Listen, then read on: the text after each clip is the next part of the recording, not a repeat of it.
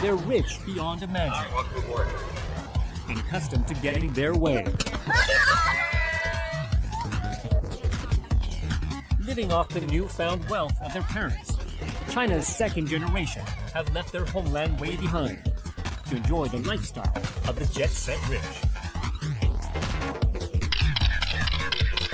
The majority is still they're enjoying life here and a little bit spoiled, in my opinion.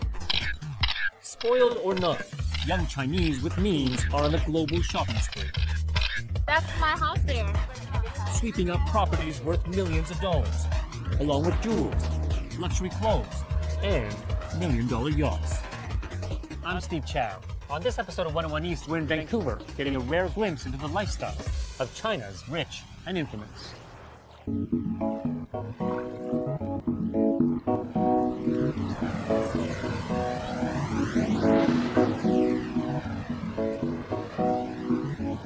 It's early morning in Vancouver, Canada. And at most, it's the start to another workday. But when you're as wealthy as these girls, one isn't tied down to a 9-to-5 job.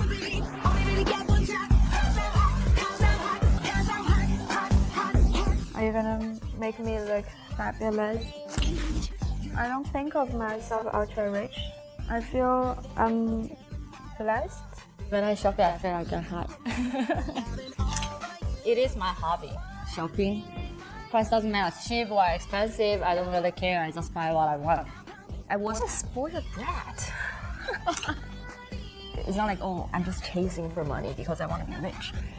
But to be honest, like, without money, there's a lot of things you can't do and then you can't afford. Wealth brings privileges. Let me try this one. Today, this luxury boutique has closed its doors to the public, just so the girls can shop and spend in private. Like a princess dress. Yeah, it looks good. One of you guys have this one. Yeah. You have it. Yeah. They consider this a mid-range shop. Items here can cost hundreds of thousands of dollars. My favorite designer is, of course, is like a Chanel, Dior, like all those like famous. It's expensive for normal people, but we are buying their art. You know, you buying the painting like 1 million, 2 million. Right? Lots of people do that. I'm gonna try something on too. It has Oscar de la Renta's name on it. Everywhere to me is like Vegas, money-wise. You know, I feel like, yeah, what happens here stays here. Okay, it's on me. I need something for later. My parents is really clear, you know, with the money thing. Because they say, until you graduate university, whatever you want to spend, we want to pay you like whatever you want to do. While this young generation is surrounded by affluence, their parents' lives were once much more humble. Only a few decades ago, most in China were peasants, sworn to follow the communist doctrine of Chairman Mao. The bourgeois were attacked, the wealthy re-educated or worse, and the only fashion was the Mao suit.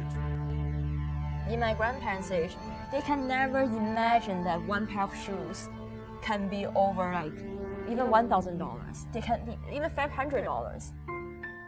By the time Pam was born in the 1990s, China had already embraced capitalism. Her mother was one of the first in her hometown to launch a business. As a young child, she watched their lives quickly change. I remember I started to have a nanny who can take care of me, and then we are moving to like bigger places, and then we were like one of the first families who actually has their own cars. You should get this one. Today, the new normal for these girls is not worrying about being frugal, but committing a fashion faux pas. I wear only one time. That day I bought it because my friends say I look like bird. So I might try this one. For the dresses that we have, normally we only wear one time or two times. We're not gonna wear more than that because people get bored of looking at it. What do you do with the dress after you've worn it once or twice? It sits in my closet. oh, so quiet, honey. Because you've done a lot of shopping. Yeah, shopping. Yes. Both Chelsea and Diana came to Canada in their teens, part of a massive wave of rich Chinese children sent abroad by their parents to gain international experience, and to also find safe havens for their family wealth. Oh, I'll zip you up. It's actually really good. I like it. Yeah. You can hide a whole village in here. Why are so many Chinese with wealth leaving? I think Canada has something they cannot get in China, even with money. You cannot buy fresh air. Vancouver is more popular for any other city because we have the best food, the ocean, the mountain, the snow, everything. And you don't even have to speak English necessarily. No, you don't have to. In all the MS, Horanfield, Chanel, the top sales, they all speak Mandarin. I think we're spending too much money. You spend too much money. Don't include me with you. I don't have a place to put my stuff on now. Put in I my need to house. move in bigger places. I need to buy a house because of clothes. Yeah? Yeah, cannot fit in it. I was saying put in my house. So I'll have half of your stuff. That's a great idea. Their penthouses have become ivory towers, where they hang out with the children of other wealthy Chinese. It's a bubble of luxury that sets them apart from the Canadians around them. But the flashy lifestyles and buying habits of the so-called 4-die, or second-generation wealthy Chinese, have provoked resentment among many locals. In May of last year, protesters accused immigrants of inflating real estate prices, making homes unaffordable. While Chelsea and the others are happy to flaunt their money, they're unwilling to give details about where their family's wealth comes from. They say it's no one's business. A lot of people, they're jealous of 4-die. They just want to see them like crash and burn. They want to build them like that. They want to shape them like that because they're jealous that they have that background and they have everything. And for girls who have everything, we soon see Vancouver is not their only playground. Welcome to Hollywood. Have a ride. All right. The next day, we follow them on a trip to Los Angeles.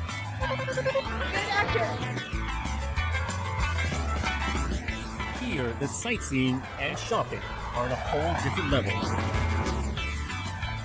Oh yeah, I see him. But this is more than just a holiday. Oh hi. The girls star in their very own reality show, Let's get some new clothes.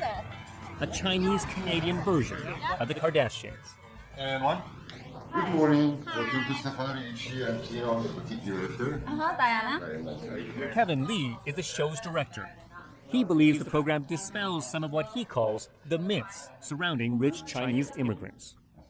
There's a lot of news about mainland Chinese buying up property, driving expensive supercars, and being, 19 years old, 20 years old, 21 years old. People, at that age usually just drive maybe, dad's hand-me-down car if he's lucky or if she's lucky, right? And so there's a lot of curiosity about this particular demographic, and the draw is, who are these people? What are they doing, and how are they doing it? Called ultra-rich Asian girls, the program has gained millions of online followers. Partly, Kevin says, because of the unfiltered access into the girls' lives. It tastes like 谁买的呀你们？ Girls who don't always get along. 我这辈子还没有人这样跟我说过话。 I'm sorry, I'm not used to it. You're not used to what being polite?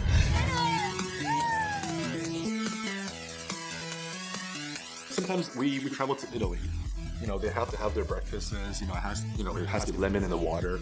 If they're drinking wine, it has to be a little strong, especially red wine, because red wine can stain your teeth. So you have to drink wine with a straw. You have all this money. Why not spend it? Where is she going? Bring it back. Bye guys. Okay, 3, 2, and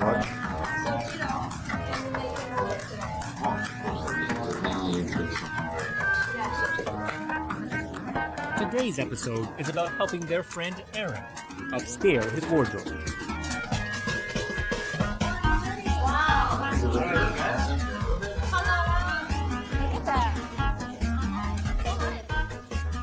With the recent crackdown on corruption in China, such conspicuous consumption has become a real no-no. Censors there recently banned reality shows similar to this one, saying the children of the well-off should not be flaunting their wealth. It's so fancy. It's beautiful. Sapphire. But far away on this side of the Pacific, Chelsea feels free to do what she wants. I don't feel like we're flaunting. We're just living a life that maybe it's not normal for a lot of people. I love it. Real diamond ring. How much is it? 135. That's not bad. Can I exchange it with my diamond ring? From the viewer's perspective, it's entertainment. If it's entertaining people, then it's good. But for Chelsea, allowing the public to see into this elite echelon of society is also about self-promotion.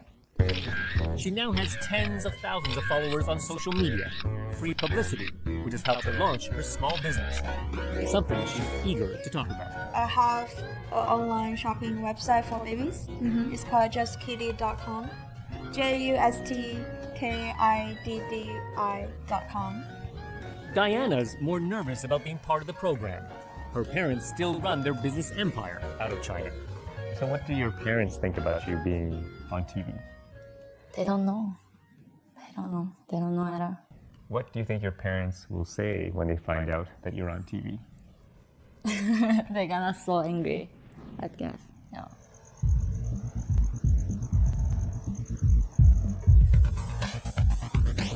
Kenny, ready to rock? Later in the evening, the filming continues. The setting is a $7 million mansion overlooking Hollywood. And I can actually pump it up in later. But Kevin's having technical troubles. All right, Chelsea, want to start?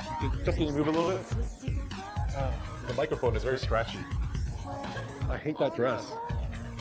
It starts here with just sit over there beside Diana. It's so hard to film. Please. Okay, Chelsea, roll. Yeah, roll. What are we doing tonight? I don't know. What do you guys want to do? I don't know. I don't feel like I'm in LA.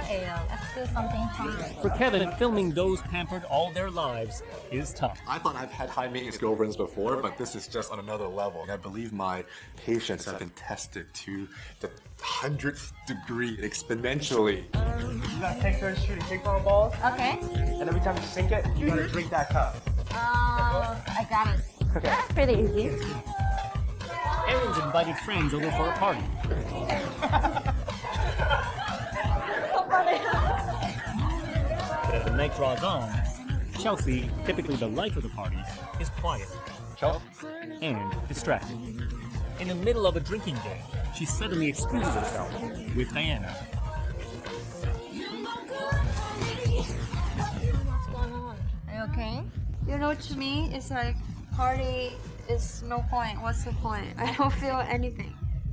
Chelsea is missing her young son, who's back in Vancouver being looked after by a nanny. I don't feel like drinking. I don't feel like partying. Like whatever is in my mind is too much. I can't have fun. She started off as this, like party girl with a care in her life. She buys whatever she wants. She's looking at these diamond necklaces, $70,000. Doesn't bat an eye. These are the things that make her happy, and that was her life. That was season 1, and then at the end of season 1, she discovers that she's pregnant, and then so her life has changed. We soon learn a lot more has happened in her life. As the reality crew takes a break, Chelsea breaks down. It turns out she's going through a difficult divorce, and in the middle of it is her 1-year-old son, Charles. My ex-husband's family, they promised that my ex-husband is going to change, give my son a good life. They didn't do what I promised. As the party continues, Diana tries to cheer her friend up. Look at it. Oh my god, so bad. Look at it. See, I know that. I know how to do it. Don't worry, okay? Don't be sad. Don't think too much. We are gonna go back to Vancouver. We're gonna see Happy Charles. Yeah. Don't worry. We got a great mom.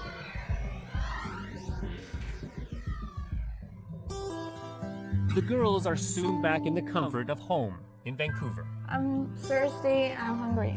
Okay, I get something for you. Let's get some fruit. That's your favorite. Yay! Diana's on a mission to help Chelsea forget her troubles.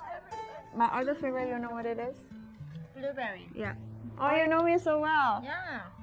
Such a good friend. I like a blueberry too. I feel like we have a bromance going on. Joking aside, Chelsea's divorce has made her re-examine her life. What do you look for in a guy? Security and love. What about wealth? I dated people with a very wealthy background. It's just unfortunate that the way that they spend money is different than mine. That they would rather spend a fortune on a meal, and I value things that can last longer than just a meal. How much have you changed since you had your son? A lot. A lot has changed. Before, there's nothing can restrain me. I don't have to think about back home. I can just go out and have fun, do whatever I want, get tipsy. Now I always think about if I have another class, I cannot drive home right away, and my son is gonna be waiting at home. What kind of life do you want your son to live? I want him to know that he can spread his wings and fly without worrying about falling, because I will catch him. But you tell me that you don't want to spoil him. Never. No spoiling. So no Lamborghinis when he's 16? No. No Range Rovers when he's 16? He needs to start working when he's 16. You're gonna make him work at 16? Yes. Yes. Go to work. Yes. Why not? Across town at her university, Diana is preparing for final exams. After she graduates this year, her parents want her to move back to Shanghai and help with the family business. Do you think you'll be able to survive in Shanghai? Yeah. It's okay. I will do my best. Yeah. Worried about it? Of course, worry about it and pressure. Actually, my parents are expecting, me to be like success. She's also working on convincing her parents to let her start a cosmetic business, so she can show that she's much more than a pampered rich girl. Why is it important for you to try to start your own business? I want to prove that not every girl like us is crazy to spending money. To show that we are different. Different with what you guys think, different with what you saw on the TV, what movie, to show them we are not stupid, we are not spoiled. Okay, roll, give me a clap. While his reality program is a playful look at the lives of Vancouver's rich Asians, Kevin believes it does help the public see they are much more than just spoiled brats. Well, for the most part, these are regular girls. So it is much of a docudrama, I would like to say, because it really follows the life and the coming of age of these girls down in China. Like Chelsea and Diana, another of the wealthy stars, Han Zhao, is stepping up. She started at a PR and modeling agency, and this evening she's organizing a networking event. I wanted to try this on my own, so at least I have the idea of how to work with people and how to get people's respect. Now please give a warm welcome to Holly.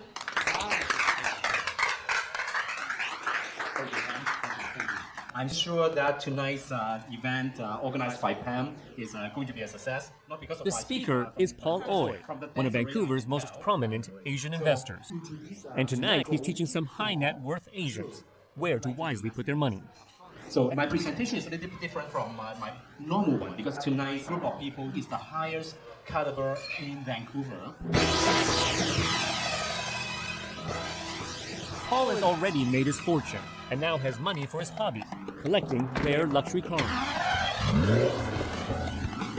Cars like this special edition 007 Aston Martin, one of only 4 in Canada.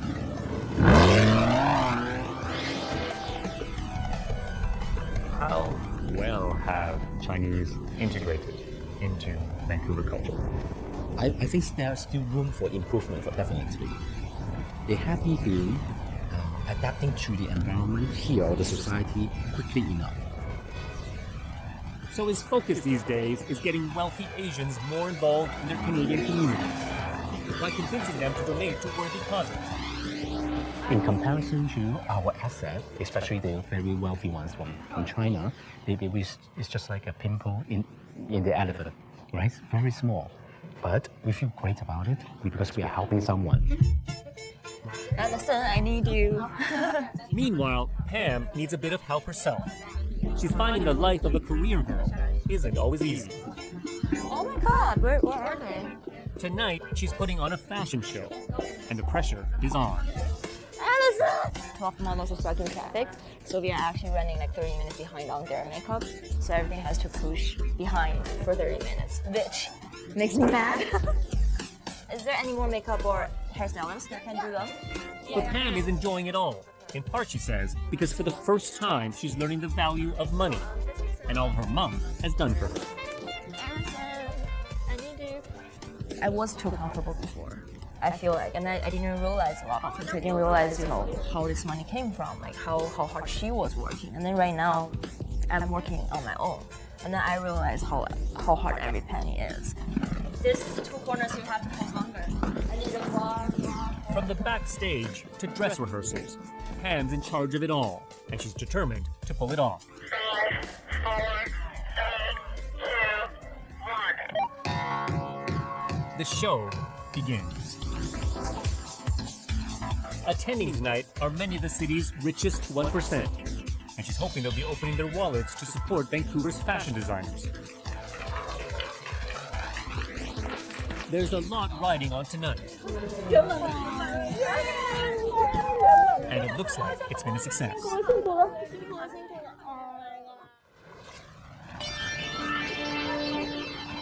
The girls may have their projects and plans, but it's still far from a real working life. Look! Oh my god. Where?